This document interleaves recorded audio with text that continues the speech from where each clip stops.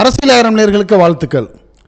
இன்னைக்கு தப்பு செஞ்சிட்டீங்க, எடப்பாடி தப்பு செஞ்சிட்டீங்க, பிஜேபி வேணாம், நீங்கள் கவலைப்படாதீங்க நான் வர்றேன் அப்படிங்கிற மாதிரி சொல்லாமல் சொல்லி ஒரு அறிக்கையை 12/4/2025 தமிழக வெற்றி கழக தலைவர் விஜய் அவர்கள் வெளியிட்டிருக்கிறாரு. அது என்ன திடீர்னு இப்படி ஒரு அக்கறை அப்படின்னு நீங்கள் கேட்கலாம். ஆனால் இதை நேரடியாக சொல்லாமல் வேறு மாதிரி அவர் அந்த அறிக்கையில் விட்டுருக்கிறாரு. நீங்கள் செஞ்சது தப்பு, நீங்கள் திடீர்னு ஒரு முடிவு எடுத்துட்டீங்கன்ட்டு எப்படி அதிமுக தரப்பில் குரல் எழுந்திருக்கோ அதே குரலை தான் வேறு விதமாக விஜய் சொல்லியிருக்கிறாரு. இன்றைக்கி நிலைமையில் விஜய் பக்கம் கூட்டணிக்கு யாருமே ஆள் இல்லைங்கிறது தெளிவாக தெரிஞ்ச பிறகு விஜய் புதுசாக இப்போ ஒரு துடிச்சு இந்த அறிக்கை விடுறதுக்கு என்ன காரணம்னா, அதிமுகவில் ஏற்பட்டிருக்கிற குழப்பத்தை பயன்படுத்தி மறுபடியும் விருப்பமில்லாமல் சேர்ந்திருக்கிற எடப்பாடி அவர்களை சரி கட்டி நம்ம எப்படியாவது அதிமுகவோட கூட்டணி போட்டுருவோங்கிற புது கணக்கை விஜய் போட்டிருக்காருங்கிற செய்தி இப்போ வெளியாகிருக்குது. இந்த கணக்கு ஜெயிக்குமா, வெற்றியாகுமா? அப்படி எந்த சூழ்நிலை அதிமுகவில் நிலவுது? எடப்பாடி பழனிசாமி அவர்கள் உண்மையிலே விருப்பம் இல்லாமல் தான் இந்த கூட்டணிக்கு ஒத்துக்கிட்டாரா? அப்படி ஒத்துக்க வேண்டிய காரணம் என்ன? அங்கே உள்ளே நடந்த உள்குத்து என்ன? இதையெல்லாம் விரிவாக சில நிமிடங்கள் நம்ம கவனமாக பேசிடுவோம். இதை நீங்கள் மட்டும் கவனமாக கேட்குறதோடு இல்லாமல் இதெல்லாம் கேட்டுட்டு இது பற்றிய உங்களுடைய கருத்துக்களையும் நீங்கள் என்ன பண்ணுங்க, அரசியல் ஆயிரம் கமெண்ட் பாக்ஸில் கமெண்ட்ஸ் பண்ணுங்கள். அப்போ தான் மற்றவர்களுக்கு இந்த நிகழ்வுகள் தெளிவாக புரிய ஆரம்பிக்கும். அது மட்டும் இல்லாமல் நம்ம சேனலுக்கு சப்ஸ்கிரைப் பண்ணாதவங்க சப்ஸ்கிரைப் பண்ணிவிட்டு மறக்காமல் பக்கத்தில் இருக்க பெல் ஐக்கானை கிளிக் பண்ணுங்கள். அப்போ தான் நம்ம போடக்கூடிய ஒவ்வொரு செய்திகளும் உங்களுக்கு வீடு தேடி 4 சூழலுக்குள்ளே உங்கள் வீட்டுக்குள்ளே சேரும். என்று மணிந்திருப்போம். இப்போ நம்ம வீடியோக்குள்ளே போவோம். 2 தினங்களுக்கு முன்னாடி தமிழகம் வந்த அமித்ஷா அவர்கள் முன்னால் பாஜக அதிமுக கூட்டணி உறுதி அப்படிங்கிறத அமித்ஷா அவர்கள் சொன்னார்.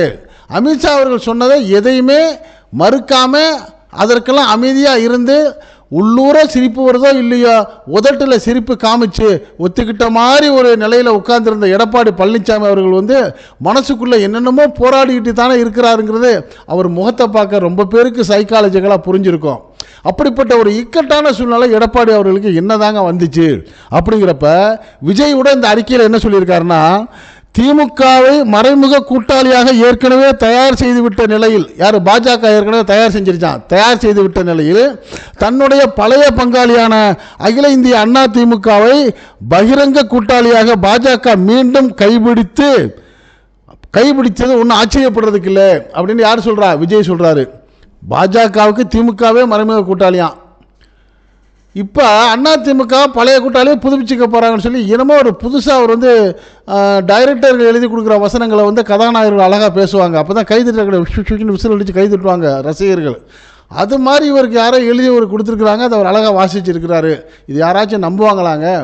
பாஜகவுக்கு திமுக மறைமுக கூட்டாளின்னா இதை கொஞ்சம் கூட ஒரு அரசியல் தெளிவு இல்லாமல் ஒரு தலைவர் பேசுகிறாருன்னு எல்லாருமே அதை ஒரு சரிப்பா அது கேலி பேச்சு விட்டுருங்க, இதை நம்ம விமர்சனம் பண்ண வேணான்னு தள்ளி விட்டுட்டு போகிறாங்க. ஆனால் எடப்பாடி பழனிசாமி அவர்கள் உளப்பூர்வமாக முடிவெடுத்தாருன்னா இல்லைங்கிறது எல்லாருக்குமே தெரிஞ்ச விஷயம். எடப்பாடி பழனிசாமி அவர்களுக்கு தெரியும், அவர் குடும்பத்துக்கு தெரியும், அவரோட விடாமல் அழைச்சி கொண்டு போயிட்டுருக்க தங்கமணி வேலுமணி அவர்களுக்கு தெரியும். நீங்கள் எப்படியாவது பாஜக கூட்டணியை நீங்கள் எடுத்து தான் வாங்கணும்னு சொல்லி 8 முன்னாள் அமைச்சர்கள் அழுத்தம் கொடுக்குறாங்கல்ல, அந்த அமைச்சர்களுக்கு தெரியும். என்னடா நம்மளை கேட்காம நம்ம எடப்பாடி பழனிசாமி அவர்கள் திடீர்னு கூட்டணிக்கு போயிட்டாருன்னு 1.5 கோடி அதிமுக தொண்டர்கள் குமிரிக்கிட்டு இருக்காங்கல்ல, அவங்களுக்கும் தெரியும். இப்படி யாரையுமே கேட்காம நம்ம போய் திடீர்னு கை கோத்துட்டோமேங்கிற கவலை எடப்பாடி அவர்களுக்கும் நிச்சயமாக தெரியும். சரி, இதுக்கு என்னதாங்க முடிவு அப்படின்னு தான் நீங்கள் கேட்க வர்றீங்க. இதுக்கு ஒரே முடிவு என்னன்னா, இனிமே ஒருவேளை எடப்பாடி பழனிசாமி அவர்கள் மறுபல்ட்டி அடித்தாலும் ஆச்சரியப்படுறதுக்கு இல்லை, கோச்சிக்க கூடாது. நம்ம யாரையும் விமர்சனம் பண்ணியோ தாக்கியோ பேசக்கூடாது. மாண்புமிகு எதிர்க்கட்சி தலைவர் எடப்பாடி பழனிசாமி அவர்களை அவரை பிடிக்காதவங்க அவருக்கு பேர் பல்ட்டி பழனிசாமின்னு சொல்கிறாங்க, நம்ம சொல்லலை. அப்படி சொல்லக்கூடாது. ஏன் சொல்கிறாங்கன்னா, அவரோட நடவடிக்கை அப்படி 2-3 கட்டத்தில் அப்படி இருந்துருச்சு.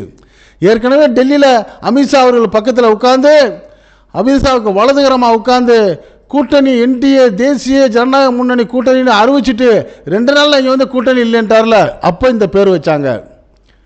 அதுக்கு பிறகு பல கூட்டங்கள் என்ன சொன்னார், இனிமே வரக்கூடிய 2024 நாடாளுமன்ற தேர்தல் மட்டும் இல்லை, 2026 சட்டமன்ற தேர்தலும் இல்லை, எப்போவுமே கூட்டணி இல்லைன்னு ஸ்ட்ராங்காக அடித்தார். இவர் பேச்சை நம்பி ஒரு சிறுபான்மை சமுதாயத்தை சேர்ந்த எஸ்டிபிஐ கட்சி போய் தோழமை போட்டுக்கிட்டு ஒரு சந்தோஷமாக குஷியாக இருந்தாங்க. பரவாயில்லையா, நம்மளுக்கு ஒரு நல்ல கட்சி கிடைச்சிருச்சு, சந்தோஷம்தான். ஏன்னா பல முறை தமிழகத்தில் ஆட்சி அமைச்ச கட்சி அண்ணா திராவிட முன்னேற்ற கழகம் ஒரு வலுவான கட்சிங்கிறது உண்மை, அது யாருமே மறுக்க முடியாது. ஏன் திமுகவுடைய தலைவர் மு.க. ஸ்டாலின் அவர்களே என்ன சொல்றாரு, தமிழ்நாட்டில் திமுக எப்படி இருக்கணுமோ அதே மாதிரி அண்ணா திமுகவும் எந்த காலத்தில் இருக்கணும்னு தான் விரும்புகிறாங்க. ஆட்சி மாறி மாறி செய்யலாம், ஆனால் தமிழ் உணர்வு உள்ளவங்க, திராவிட உணர்வு உள்ளவங்க, தந்தை பெரியார், அறிஞர் அண்ணா, முத்தமிழறிஞர் கலைஞர், புரட்சித் தலைவர் எம்ஜிஆர், புரட்சித் தலைவர் ஜெயலலிதா சொல்லி எல்லாருமே ஒரே அந்த நோக்கத்தில் உள்ளவங்க.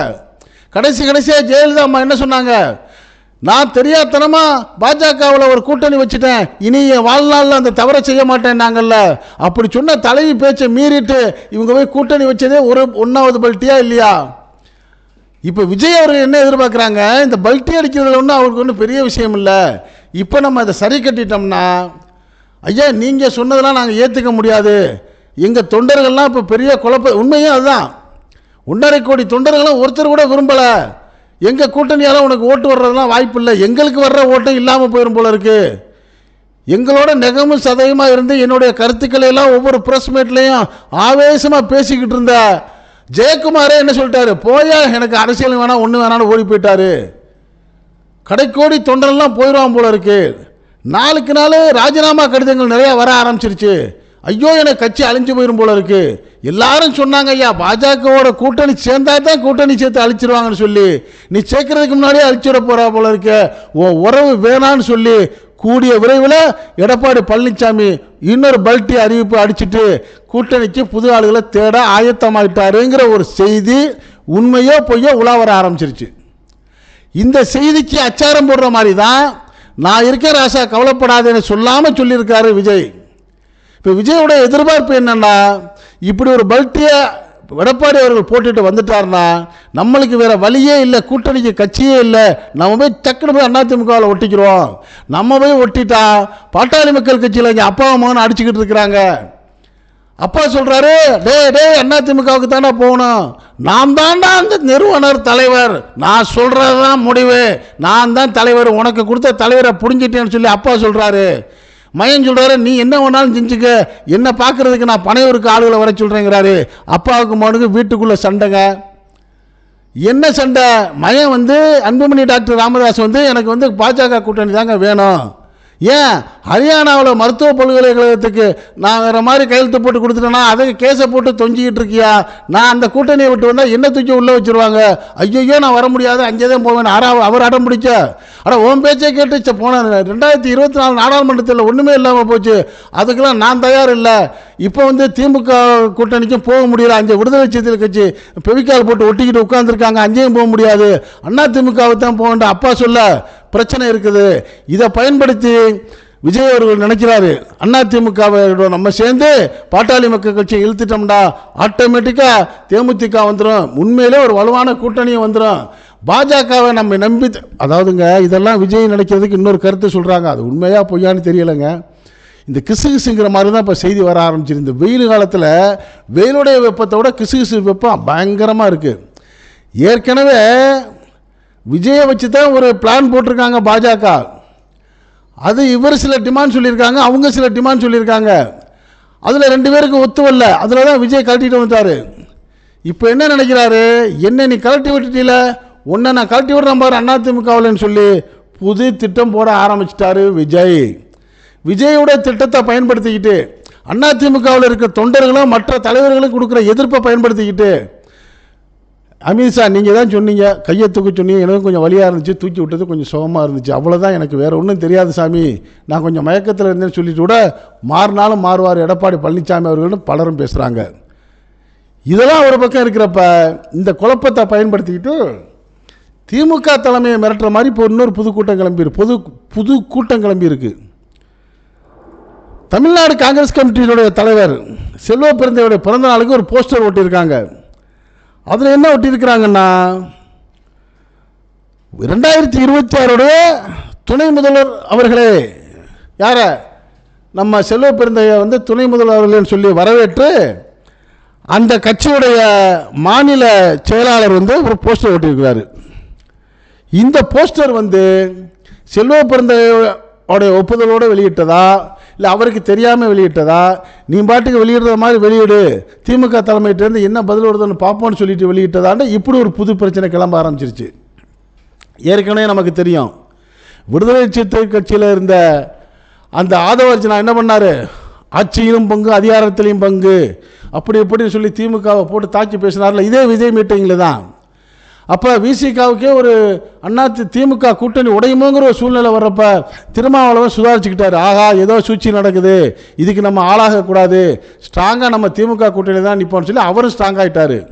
ஏன் சமீபத்தில் இந்திய யூனியன் முஸ்லீம் லீக்குடைய கூட்டங்களில், முக்கியமான அந்த பொதுக்குழு கூட்டங்களில் எல்லாருடைய கோரிக்கை, எல்லா மாவட்ட தலைவர் செயலாளர் வச்ச கோரிக்கை என்னென்னா, தலைவர் அவர்களே நீங்கள் நம்ம இந்த தமிழ்நாட்டில் ஒரு அங்கீகாரம் பெறக்கூடிய வகையில் 8 திசையிலிருந்து நீங்கள் 8 சீட்டுகளை நீங்கள் திமுக தோழமையிட்ட கேட்டு பெறணும், நம்ம எம்எல்ஏ 8 பேர் போகணும், அதாவது தலைவர் மு.க. ஸ்டாலின் அவர்கள் மனசு வச்சா நிச்சயமாக கொடுப்பாரு, நாமும் திமுகவுக்கு பாடுபட்டு திமுகவையும் ஜெயிக்க வைப்போம், நம்மளும் 8 எம்எல்ஏ உள்ளே போகணும், இதை நீங்கள் வாங்கி கொடுக்கணுங்கிற ஒரு ப்ரெஷரை தேசிய தலைவர் பேராசிரியர் காதரமீதன் அவர்கள்ட்ட வச்சாங்க. அவர் என்ன சொல்லிட்டாரு, நான் எப்படியும் கேட்குறேன், தளபதி அவர்கள் நமக்கு நல்ல ஒத்துழைப்பு செய்வார், நம்ம எந்த காலத்தையும் திமுகவோட தான் உறவாக இருக்கிறோம், அந்த உறவு முறிஞ்சிடக்கூடாது, திமுக உள்ள கூட்டணியை உடைக்கின்ற பலரும் முயற்சி செய்து வர்ற சூழ்நிலையில் அதுக்கு நம்ம இடம் கொடுத்துடக்கூடாது, நமக்கு இப்போ உள்ள ஒரே குறிக்கோள் பாஜகவை இந்த கால்விண்டு விடக்கூடாது, திமுகவை வரக்கூடிய 2026 தேர்தலில் இங்கே ஆட்சி கட்டில் அமர வைக்கணும், அது நோக்கம். இருந்தாலும் உங்களுடைய எதிர்பார்ப்புகளை நம்ம தலைமையிட்ட சொல்லுவோம், அவங்க கண்ணியமான முறையில் நம்மளுக்கு சீட்டு ஒதுக்குவாங்க, அதையும் வெற்றியடைய செய்வோம், ஒட்டுமொத்த திமுக கூட்டணியை வெற்றியடைய செய்வோம்னு சொல்லி அங்கே தலைவர் அவர்களும் சொல்லியிருக்கிறாங்க.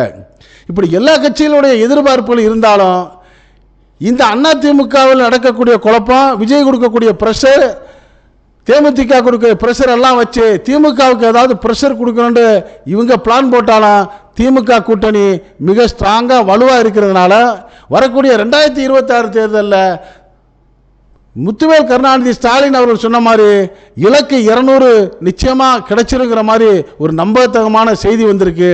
இதையெல்லாம் கேட்ட பிறகு அதிமுக தரப்பில் ஏதோ நாமும் அவசரப்பட்டு தான் தப்பு செய்து விட்டோமோ என்ற ஒரு ஆழ்ந்த சிந்தனையில் மாண்புமிகு தமிழ்நாடுடைய எதிர்க்கட்சி தலைவர் எடப்பாடி பழனிசாமி அவர்கள் இருக்கிறாருங்கிற செய்தி தான் இப்போ பரவலாக பேசப்படுது. இது பற்றிய உங்களுடைய கருத்துக்களை இனி அரசியல் கமெண்ட் பாக்ஸில் கமெண்ட்ஸ் பண்ணுங்கள். இந்த செய்தி பிடிச்சிருந்தா இதுக்கு ஒரு லைக் கொடுங்க. இது போன்ற அன்றாடம் நடக்கக்கூடிய நிகழ்வுகளை அப்படியே எந்த விதமான செருகளும் இல்லாமல் நாட்டில் 4 பக்கம் நடக்கக்கூடியது அவங்க வீட்டுக்குள்ளே 4 சூழலுக்குள்ளே கொண்டு சேர்க்கக்கூடிய நம்ம அரசியல் ஆயிரம் சேனலுக்கு சப்ஸ்கிரைப் பண்ணாதவங்க சப்ஸ்கிரைப் பண்ணுங்கள். மறக்காமல் பக்கத்தில் இருக்க பெல் ஐக்கானை கிளிக் பண்ணுங்கள். அப்போ தான் நம்ம போடக்கூடிய ஒவ்வொரு செய்திகளும் உங்களுக்கு நோட்டிஃபிகேஷன் காட்டும். நீங்கள் விரும்பியதை பார்க்கலாம். என்றும் இணைந்திருப்போம். உங்கள் அன்பன் அஷ்ரஃப் அலி. நன்றி, வாழ்த்துக்கள்.